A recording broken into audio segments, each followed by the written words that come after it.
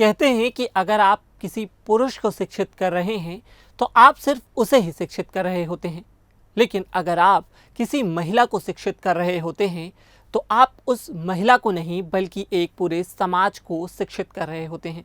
यही काम कर रही हैं केरल के वायनाड में रहने वाली केपी राधामणि।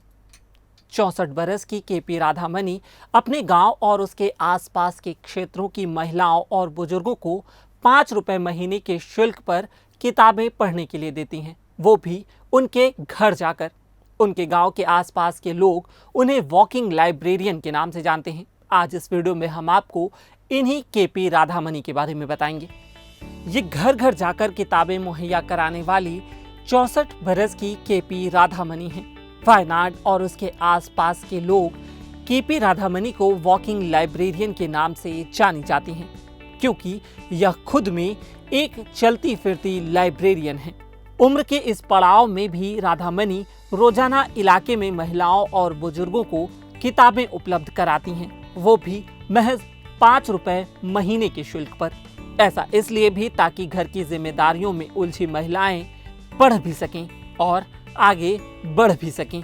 हालांकि कोरोना महामारी के चलते इस वक्त उनका घरों में जाना कम है, लेकिन अभी भी वह इसमें नियमित रूप से सक्रिय हैं।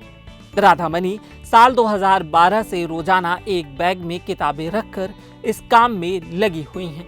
राधामणि ने यह जिम्मेदारी केरल राज्य के शिक्षा काउंसिल द्वारा शुरू किए गए वनिता वयना पढ़ती अभियान के तहत उठाई है। इस अभियान का उद्देश्य महिलाओं में पढ़ने की आदत को विकसित करना है। मूल रूप से कोट्टयम की रहने वाली राधामणि साल 1979 में वायनाड आ गई थी। राधामणि बताती हैं कि मैं रोजाना 20-25 मलयालम किताबें बैग में लेकर निकलती हूँ। इसमें से ज्यादातर उपन्यास और प्रतियोगी परीक्षाओं की किताबें होती हैं और कुछ किताबें बच्चों के लिए भी होती हैं। मुझे ये किताबें नजदीकी लाइब्रेरी से ही मिल जाती है, जिन्हें मैं महिलाओं तक पहुंचाती हूं। हालांकि 25 रुपए सालाना या 5 रुपए महीना देकर कोई भी लाइब्रेरी का सदस्य बन सकता है, लेकिन जो लाइब्रेरी नहीं जा सकते उन्हें मैं उनके घर पर किताबें मुहैया करा देती हूँ।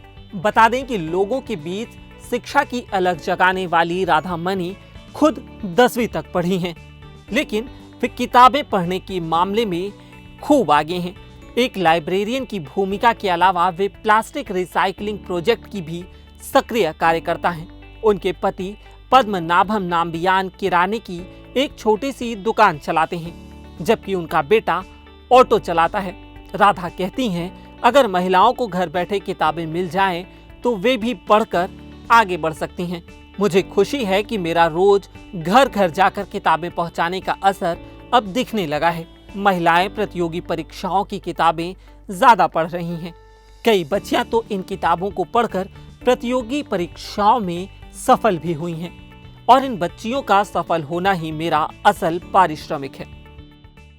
तो ये थी केपी राधामणि की कहानी। इस वीडियो में इतना ही। देश और दुनिया की बाकी तमाम खबरों के लिए देखते रहिए leloram.com। मेरा नाम है उत्कर्ष, कैमरे के पीछे थे रविंद्र जी। अगर आपको यह वीडियो पसंद आया तो हमारे फेसबुक पेज पर लाइक करें और यूट्यूब पर सब्सक्राइब करें। शुक्रिया।